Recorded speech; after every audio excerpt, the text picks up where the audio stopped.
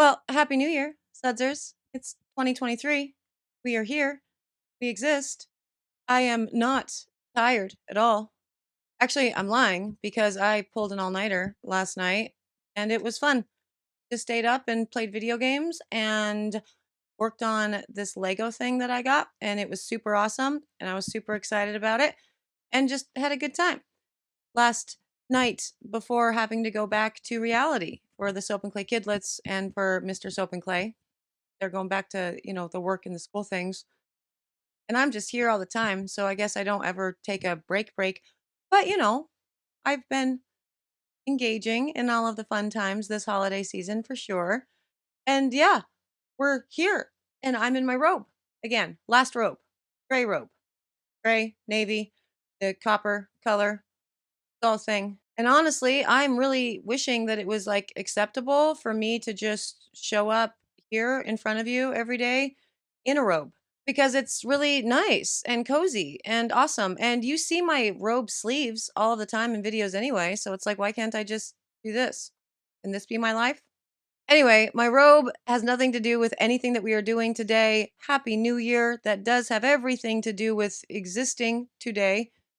Soap that we're making is still from the holiday line, though, that never was. And I'm going to tell you more about it in just a minute. But before I do, hello, I am Mrs. Soap and Clay. Let's make stuff.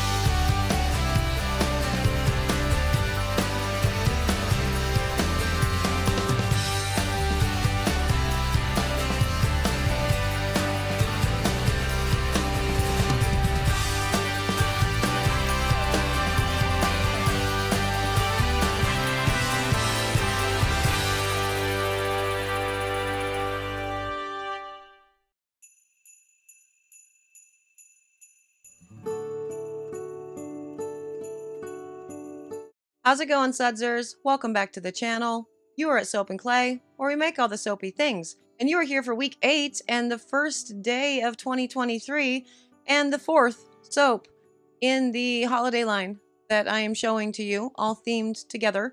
And we're talking about the differences in the different pours and the scents and why the holiday line didn't really come to pass this year.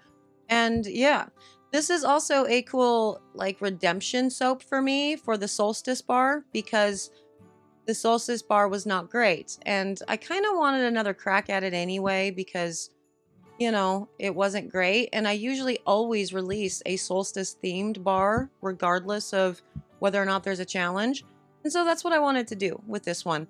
So we are going to be working with little pointy layers, very thin batter technique, pointy layers, and doing multiple colors within that, and also leaning into the discoloration of the scent in the hopes that, none of it will discolor too terribly much that you won't be able to see the different beautiful pointy layers. So let's get to the video and we will talk all about all of those things, there.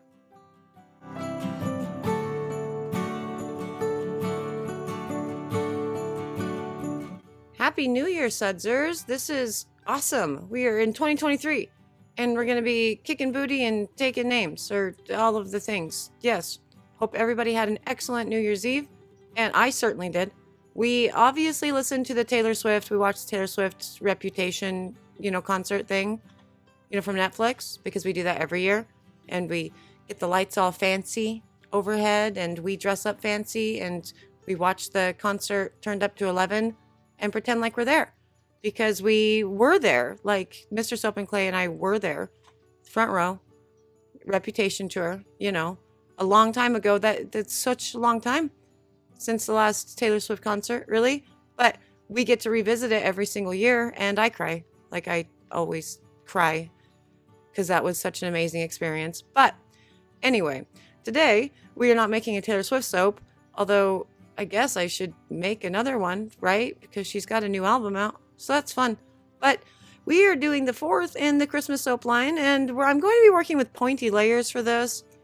And I am going to be working with Palo Santo from Sierra Candles Palo Santo is a great like unisex scent. It is good for everybody. It's just a really nice, warm, kind of sultry scent, which I really dig, but not at all cologne-y, you know? Very, very lovely scent for all manner of products. And so I find it in my line really every season. It's one of those that I find a reason to put it in.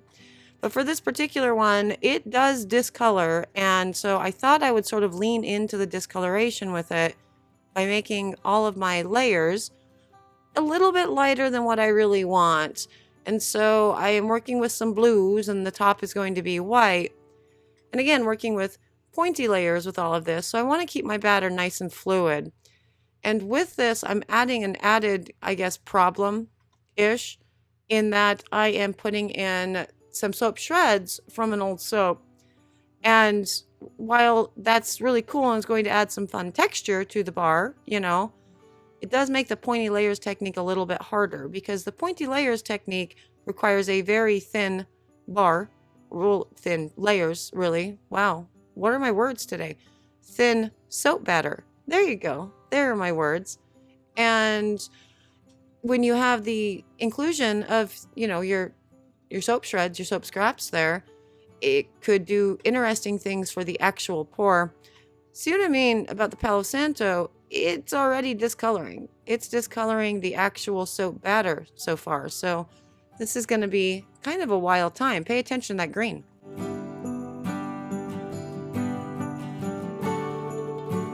So again, pointy layers technique really does require a very thin batter. So for your first layer, it doesn't really matter how you lay it into, you know, the container. Just do your thing. But for the second layer, thin batter with the tip of your pour tool as close to the soap as you can get. And just a nice fluid back and forth motion in various places. You see how the darker layer is coming up through the grain. That is creating the pointy layer, essentially. And then as you continue to put all of the stuff, all of the soap batter into the mold, eventually it's going to fill over the layer that's underneath, and it's still creating, you know, a cool point in all of it. As I said, though, with all of that, that is a very interesting, you know, addition for the soap scraps, because there are going to be some places where it's just going to plop right down into that very thin batter underneath. Also, seriously, do pay attention to that green in the cut. See if it stays green. But when it got the Palo Santo put into it, it went insta-green. And sometimes you just gotta, as I've said multiple times, trust that process, see what happens, you know, and whatever. But also, you can start freaking out a little bit and just resign yourself to the fact that you're going to have green in the middle of a bar that you meant to be layers of blue. And that's fine too, because it's all still soap at the end. But yeah, you see how close to the actual soap I am putting my spout there? I really do recommend the long spout containers when you're doing a pour like this, as opposed to, you know, just a regular Pyrex or what have you. It really does help get down to the actual, the top of the soap, so you can create the layers really nicely. With this, it was meant to be like a 4 or 5 color, you know, pointy layer, but I kind of got bored doing it. And I don't know why I got bored. I just did, because it's not like the pour takes a long time. It really doesn't. I just got bored. And so I decided to put the last colored layer in with the white and just do it together. You know, why not? It'll create a cool cloud sky-esque top to what I am ultimately hoping is a better version of Solstice. Because my Solstice soap for the challenge, it wasn't that great. It was wild, but it did glow in the dark. So I guess, you know, that was the coolest part of it, and kind of the only cool part of it. But yeah, I don't know. In general, I would actually stick with a 5-color pour and do a pointy layers properly with like that lighter gray and then another layer with the white. I think that actually does produce a better result, but I don't know. Let's go check out this cut, because I actually haven't seen the cut in, you know, several months. So let's check it out.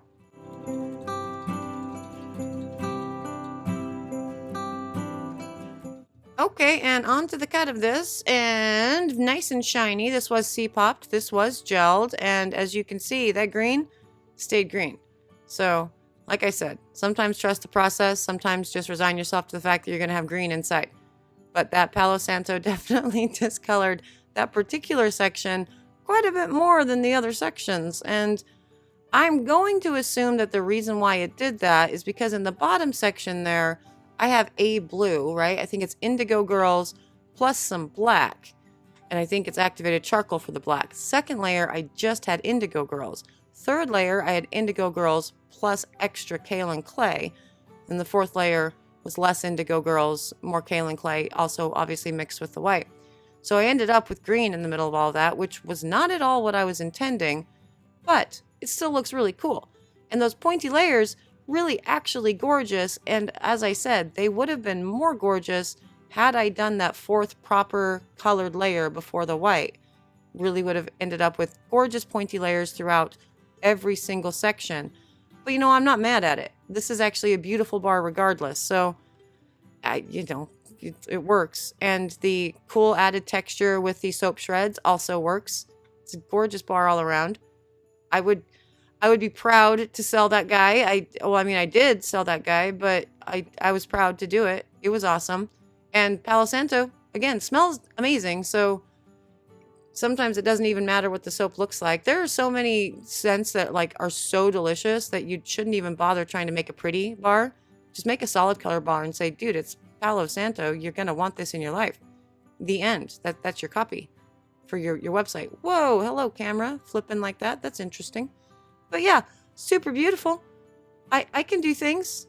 Yesterday's bar was like a disaster, but the end of all of this, the end of the holiday line that never was, that's a beautiful bar soap. And seriously, guys, happy freaking New Year. It's 2023. Let's go out and be the best ever versions of ourselves, etc. and so forth. All the things. Yeah. And there they are, the fourth in the holiday line soaps that ultimately did not get, released.